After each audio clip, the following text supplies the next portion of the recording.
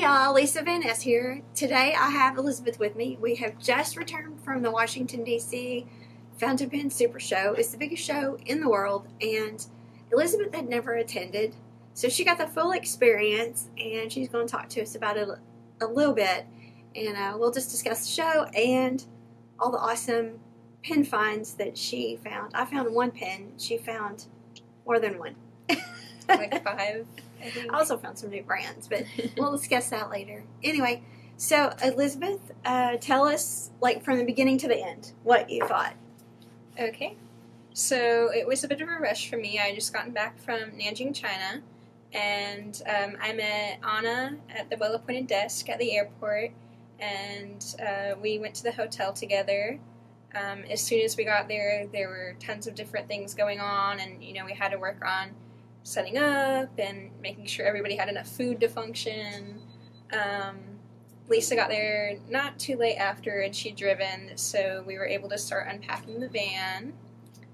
You had to make that emergency trip to Target. Yes. That was for the snacks. Snacks are important because it is extremely busy at big shows, apparently, as I found out. And there were tons of people I hadn't met before. All were very sweet and very interesting. So that was Thursday night. So we set up on Thursday night just a little bit. And you met some people because everything revolves around the bar at night, right? Yes. And so we went out to eat with Joe, whom you guys would know as the gentleman stationer, Anna. Who else went out with us? Oh, Eleanor. Mm-hmm. We love Eleanor. And Eleanor's from New York City. She's part of the Big Apple Pen Club, but she was already there. And then there was somebody else. I'm missing 2 people. Dawn wasn't there Did yet. Dave go? Maybe that's who it was. Dave and Oscar. That's Yes. who it was.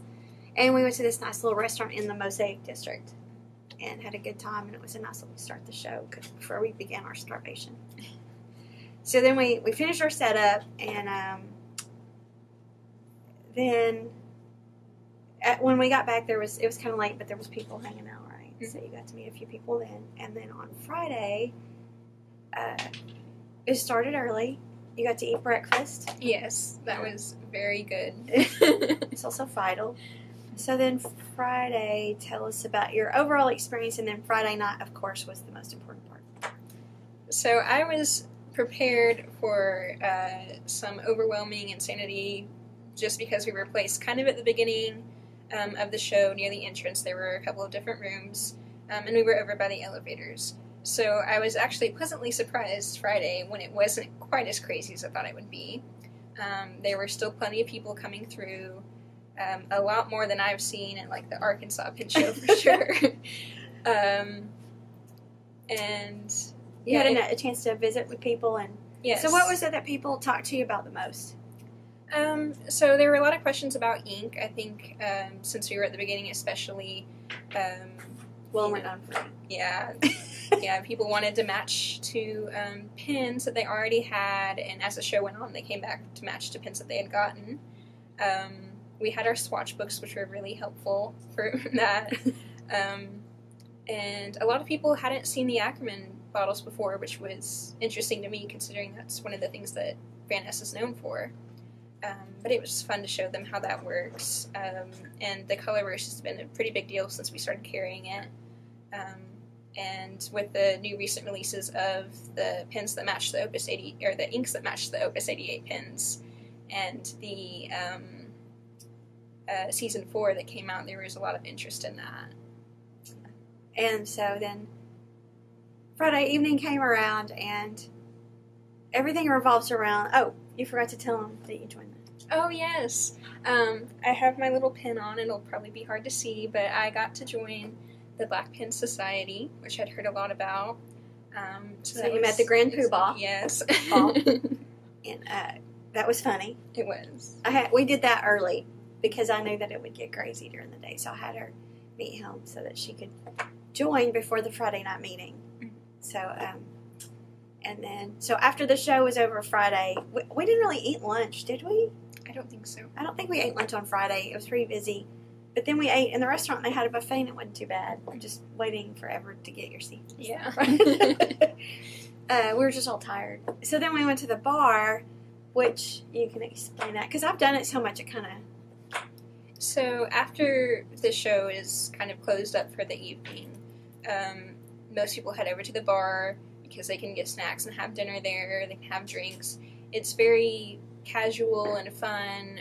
Everybody's very welcoming. You can just sit down at any table with people that you do or do not know already. Introduce yourself, show off your pins. A lot of people who've gone there several years in a row only get to see these people each year at the D.C. Pin Show, and they're already friends, and they follow each other on Instagram. There were a lot of Instagram handles on the name tags, and so I sat down with a couple of different people and talked about anything from what my favorite pin was to if I'd ever tried calligraphy, and even how much I like cats. So, and each table was covered up in people. Right, yeah. When one table filled, then a group would kind of start another table, correct? Because you ended up on the opposite end of the room from me at one point. But it didn't matter because you had already met enough people. So you got to meet some really well-known Instagrammers, right? Yes. So tell us about that. Who did you meet and who? Well, I had met Anna at the Arkansas show, but, I got to see then we were roommates. Right. And I got to meet Joe because he was working at the table with us, the gentleman stationer, and Dan Don. I met... you played with Ralph Snibbs. I did. That was a lot of fun. I highly recommend it if you get the chance. It's very fascinating, and he had a crowd around him all the time. Yes, the whole time. I think you played with a nib that's not available yet. Mm-hmm. The one that we were playing with was a prototype, I think. I think so. I know that I got to try out his Ragnarok nib before he had it ground, or it was a different nib. I got to meet Nick, and he's... Nick Payne, who is a calligrapher. He teaches classes. Mm-hmm. And, of course, the most awesome person was online. Oh. Go ahead. It was super exciting to get to meet Janine Scribbles. She's very sweet, and her handwriting is even more beautiful and just mind-blowing in person. She's like, oh. So that was pretty awesome to meet her. And we hung out with her and learned a lot about her over the weekend. And let's see. You met all the Franklin Kristoff staff. I did. Eleanor is infamous. Mm-hmm. So, like, in our small little circle of the world, she's a customer who goes to a lot of the East Coast shows. And she and I have become friends, and so you got to meet her. And Krista and I had hung out with her in New York City, she and Dawn. So they've become kind of really good friends with us, so I'm glad that you got to meet her. She's pretty awesome. And then, let's see. So it was mostly hanging out, but there's like, if I was guessing, I would say 75 to 100 people. Yeah. Or more. Because then there was the Black Pen Society meeting also that took place. Right. And they had the Pooh Ball wore his hat. I can't remember what else was going on. It was just a lot. Yeah, and there were tables. There were plenty of tables, but there was also a lot of people standing just because there were so many people. It was really the best Friday night. Like, it was like a party that was just spontaneous. Because there was... We say we meet in the bar, but it's not about the alcohol. Like, It's just because there's so many tables everywhere. And that show, there's like cubbyholes and was it not? It was like cool because there was cubbyholes and tables everywhere, and you just could kind of go from place to place to place. That show, as far as the tables go, the layout of the bar is really it was really nice because you can sit down somewhere, and then the next thing you know, you hear somebody. I think you're the one that said to me, "Look at Ralph's nib," like that. Because I was at a different table, and I turned around, and then you took my seat at a table, and then I ended up over with Ralph. Like, we just kind of swapped around. And so that was kind of fun. But, I mean, it's a total guess on my part to say 75 to 100, but I would say it was the first time that I've seen a spontaneous interaction among the young and the old, or new users versus collectors. Mm-hmm. because don't you think there was various ages, there was various types of collectors, it was just people Right. interacting. It was so amazing. And it was very much like mixed together. Like, it wasn't just, people who have collected pins for several years at one table and then newbies at another table. Right. It was everybody just kind of switching around and talking. And then Saturday, it was insane. It was. So we got some sleep, and then Saturday, I'm a little bit hoarse from all the Saturday, but so your experience of Saturday at the show, because we were piled up in people. I didn't realize how bad it was until I saw Instagram photos later. Yeah. And comments. Yeah. There was a point when I think that in front of our little table, it was like 3 people deep. And luckily, everybody was pretty nice about sharing the swatch books. And we had like 5 or 6 swatch books, but yeah. it was still just, it was crazy. And then, what would you say, like, from the conversations, because we were at the beginning, there was a distributor, LeBon, and then it was Brad Knock beside us, and then our 3 tables. So that was the entrance to the show. Mm-hmm. So we got to see everybody coming and going. So we did get to see, people wanted to show us what they found after they'd met us, right? So what would you say was popular, like, when they went past us? We know what was popular with us, but what name did you hear the most, or what brand did you hear the most? I know I heard 18111s quite a bit. Mm-hmm. And of course, if I had to guess, I would say Ralph's name was the number 1 name coming off of people. Yes, for sure. Ralph and his nib. And they'd ask what color ink he had on his hands. I want the ink that Ralph is wearing. That's what I was telling my husband. That's what people ask for. By the way, it was California teal. So we have to make sure we know what color he's wearing. And he does. He has it all over everywhere. I almost think he was like the number 1, like their brand, if you want to say that. Everybody was very impressed. Between him and, of course, which you hadn't been to a show with Mike Masayama, in the morning, the first thing that you hear is, I'll come back, I have to go to get on Mike Masayama's list. Mm-hmm. That's like the number 1 thing, because you want to get on the list, because by 10 o'clock it's full. Yeah. And so we always hear his name a lot, though. So, a lot about Kanalea and Yes. Franklin Kristoff. There were some people who had specific pins that they were looking for. Like, I think one lady was looking for a specific material, Parker Vacuumatic, and somebody else was looking for something to do with Schaefer scripts. Script Search. Script Search, yes. And that's what Anna collects, too. Okay, yeah. Which may have been why they asked at our table. I think being at the beginning was kind of cool in that we got to hear everybody's stories. Right. So we were at the beginning, but that also meant we were at the end, because you had to funnel past us both directions. Which was a good thing and a bad thing. We'd never been there. It was a complete huge move for us, and I wasn't sure about it.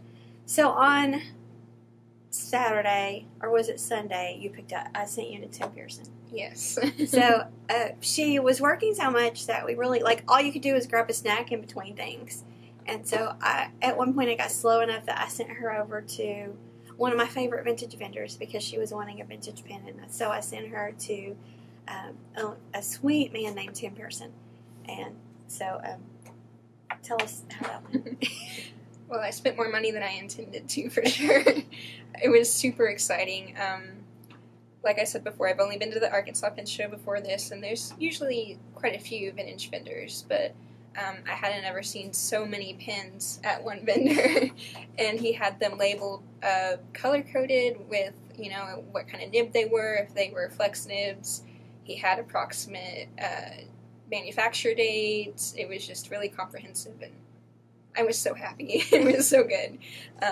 So I got quite a few different pins. I haven't had a pen and pencil set before, so I picked one up, and so I don't know the brand. It's not really labeled, but it's a little bitty pin with a ring so you can put it on a chain, and then a little pencil to go with it. All of the pens I picked up from him do work. I have inked them all up. I did that last night. It's very exciting. And this one... and we'll do a video close-up of it. Right. Separate. This one's the... does have a 14-karat nib. And it's very smooth. It came in a little box, which is even better. So cute. And I think he said that he thinks these are from the 1920s. Every pen that I got from him is approximately in that decade. There's one that he thought might be from the 30s. I picked up the tiniest pen he had, which is also one that you can put on a necklace. And it has a gold flex nib. It is really the tiniest pen I've ever seen that actually works. And it's my favorite. It's a little bit harder to hold, but it's just so cute, I don't even care. I'm trying to put it. Yeah. I don't know if anybody can see it. And I got a wall monitor, and this one's a lever filler like the No Name with the pencil. It is a flex nib as well. It's a very smooth writer. Very impressed. There's a bit of a theme here. I did not mean to get just tiny pens, but I did. Crystal will be proud. Yes, she will. I sent her a picture of the tiny black one. And she said what? Yeah, she said it was really cute. And then the biggest one that I got from him is actually a Duofold Junior. I've been wanting a Duofold for a while now, and so when I saw this, I was just like, wow, I'm going to get that one for sure. So it's a very nice writer as well. It's not a flex as far as I can tell. He didn't have it marked as one, and it doesn't do a lot of flexing. But because it is vintage, you still can get a little bit.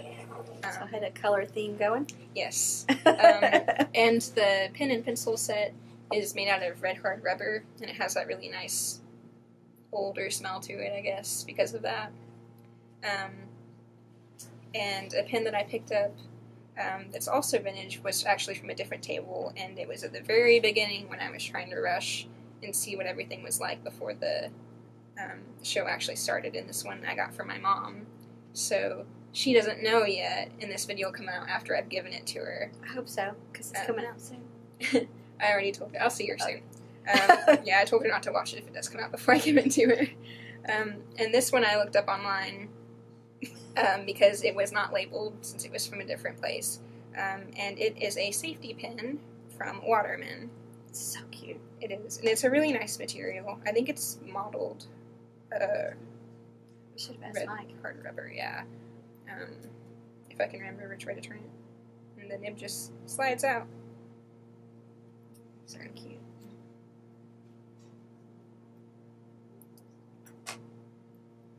I had a ball, though. So you worked, but you got to play a little bit. Yes. And my favorite night of the show is Sunday night, actually. Mm-hmm. Oh, and you got this knot case. Yeah, we were right next to them. I couldn't help myself, so I got their new pencil case, and I got another one of their brass towns. This one is the unicorn snot, I think is what they call it. And of course, a visit to a show would not be complete without visiting the Franklin Kristoff table. So I got their nice mechanical pencil and some lead to go with it. Oh, very cool. Oh, yeah, you got colored lead. How fun. So that was Saturday/Sunday. Sunday it slowed down a little bit. We had to pack up. But there was Saturday night playtime, too. Right. And then Sunday, which is my favorite day, just because it's like, it's not like I'm happy it's over, but I'm like, whew, I can kick at my feet and I feel a little bit more relaxed. But I had not had you meet Nick, and he always does a piece for me. I have the piece he did for me somewhere, but I have his going back to the first show he ever attended, so I kind of have a theme going. Mm-hmm. Like, I'm watching his progress. He's like, throw the old ones away. So I wanted him to do a piece for you, and then you got to practice your Chinese with him, correct?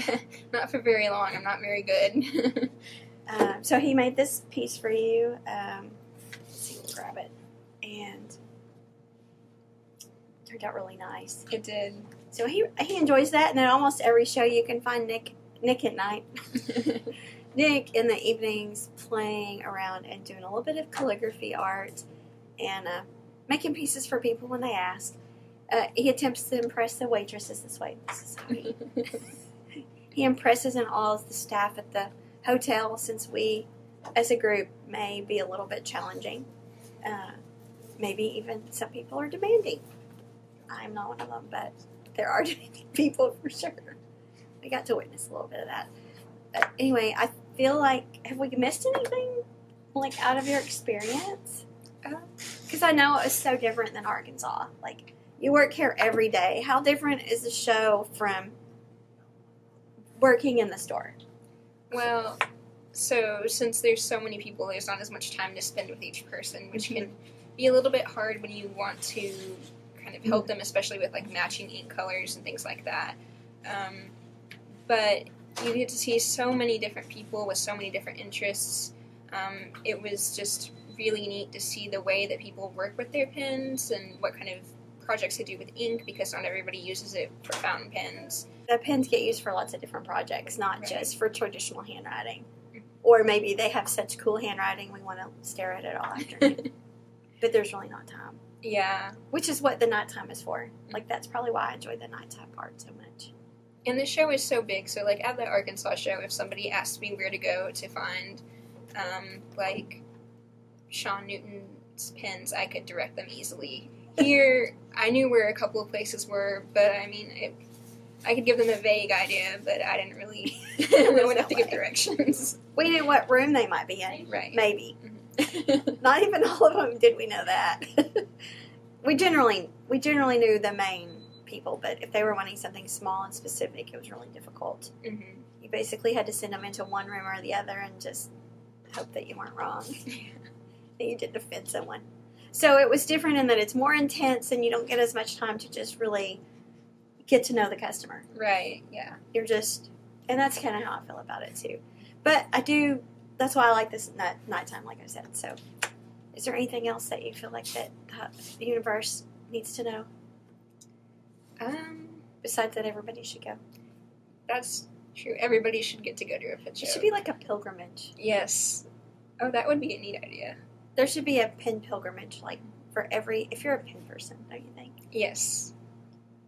So take your snacks, take your favorite shoes. Mm-hmm. And if you get the chance, I know that somebody posted on Reddit about a bingo game to play at the DC Pen Show, and one of the squares was a traffic jam at the Van Ness table. So go ahead and mark that off, because I have found out that there was a traffic jam. But that's to be expected, because everybody wants to look at all the ink. Right. So anyway, I guess this wraps it up for us. And next trip that I'm taking will be with Mike, and he got a new suit, guys. So it'll be awesome. And we'll be in San Francisco at the end of August. We'll shoot a few more videos between now and then, but I wanted a different perspective on the pen shows because I've been doing them for a while. It's easy to forget, what the basics are. So special thanks to Elizabeth for not only surviving the show behind the counter with me, but also for participating in this video. We'll talk to y'all later. Bye.